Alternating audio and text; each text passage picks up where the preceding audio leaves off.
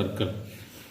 First question we consider, if two circles intersect at a 2 point, then prove that their centers lie on the perpendicular bisector of the common chord. So my common chord is AB, two center is O. O dash is perpendicular bisector of AB.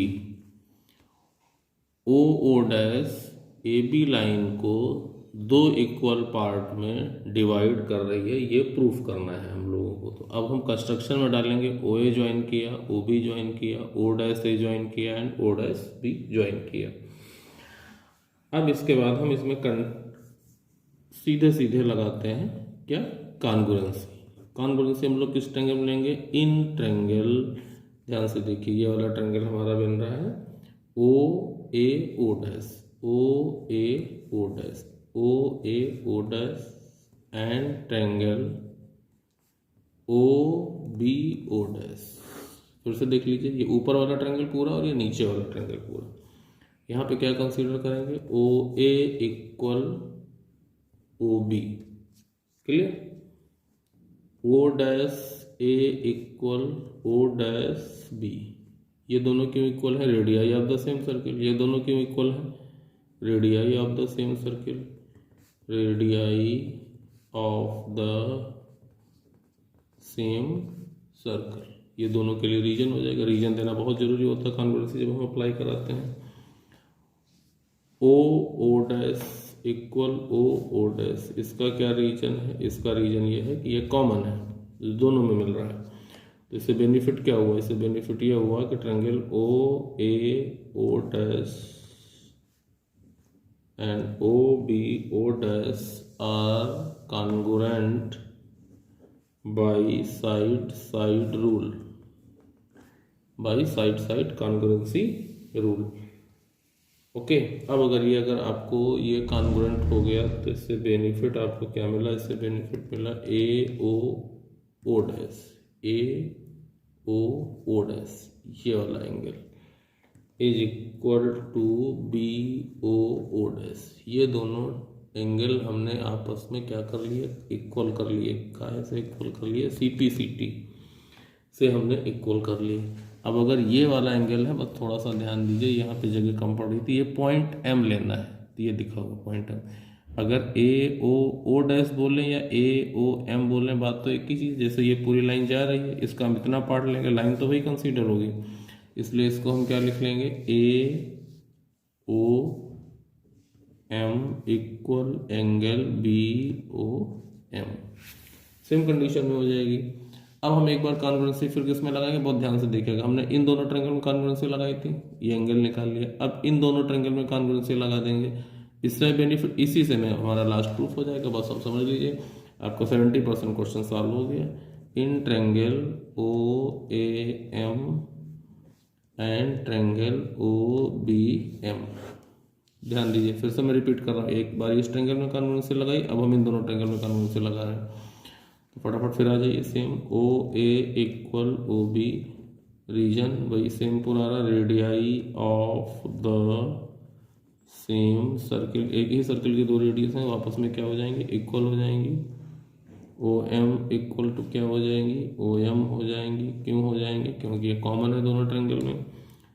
अगला क्या ले रहे हैं, A O M equal angle B O M. ये क्या है, proved as above, proved as above. ये अभी भी हमने यहाँ पे प्रूफ किया है। यहाँ आप देखें, क्वेश्चन नंबर 1 भी डाल सकते हैं, क्वेश्चन नंबर 1 भी इसको डाल सकते हैं।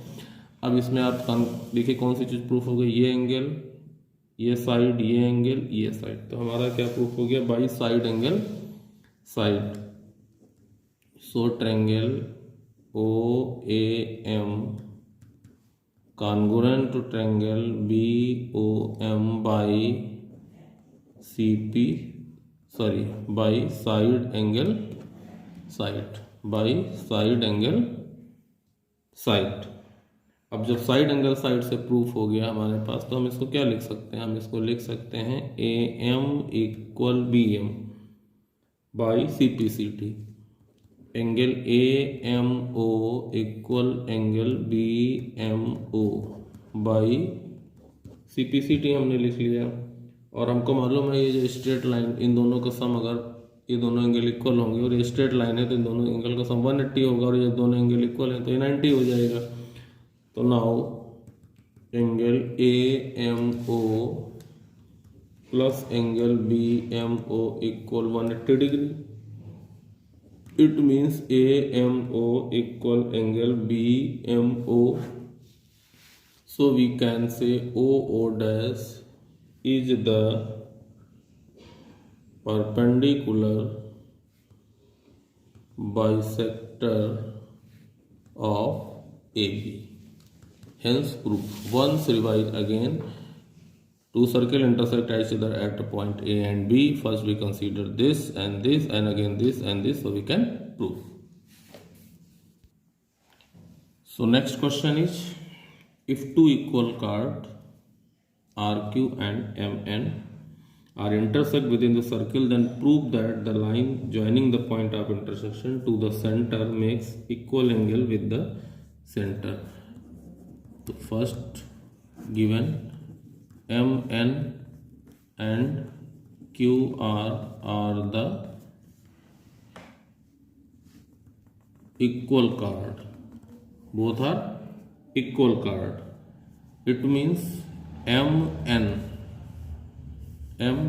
equal QR already given.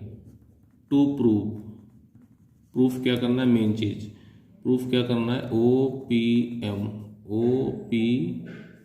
ये एंगल इक्वल OPQ, ये एंगल इस एंगल के इक्वल प्रूफ करना है। कंस्ट्रक्शन कर दीजिए आप। कंस्ट्रक्शन क्या करेंगे, OC and OB draw the perpendicular. Next proof में आ जाइए। In triangle OCP and triangle OBP congruency लगानी दो ट्रायंगल में। ट्रायंगल कहीं दिख ही नहीं रहे, सिर्फ दो ही ट्रायंगल हमें दिख रहे हैं, इन्हीं में कॉन्ग्रुएंसी लगा लीजिए। Angle OCP equal angle OBP। क्यों इक्वल हो गया भाई, 90 ईच है हमारा। OP इक्वल OP हो गया। क्यों इक्वल हो गया, क्योंकि ये कॉमन है दोनों में। OC equal OC equal OB, ये दोनों क्यों इक्वल हैं, ये इंपॉर्टेंट थ्योरम है, आपको याद भी रखनी पड़ेगी। क्या, equal chords of a circle, equal chord of a circle are equidistant from the centre. ये तो बिल्कुल आप रट लीजिए। अगर कोई कॉर्ड इक्वल है और उसकी सेंटर से जो डिस्टेंस है वो हमेशा इक्वल होगी। इट मीन्स अगर MN और OQR इक्वल है, ये सेंटर कहीं भी हो, तो OB और OC ऑलवेज इक्वल होंगी। So we can say triangle OCP congruent to triangle OBP by RHS congruency rule, not side angle side, because right angle के सामने की साइड अगर इक्वल है तो RHS अप्लाई होगा 100%। So we can say then triangle OPC equal angle OPB by CPCT। Now we can say OPQ equal OPM, hence proved। तो हम लोगों को प्रूफ क्या करना था, हम लोगों को यही प्रूफ करना था OPM इक्वल टू OPQ। आपका ऑलरेडी प्रूफ होके आ गया। That's all. Now we have discuss the next question. In figure PQ are 100 degree where P, Q and R are the point on circle with center O. Find angle OPR.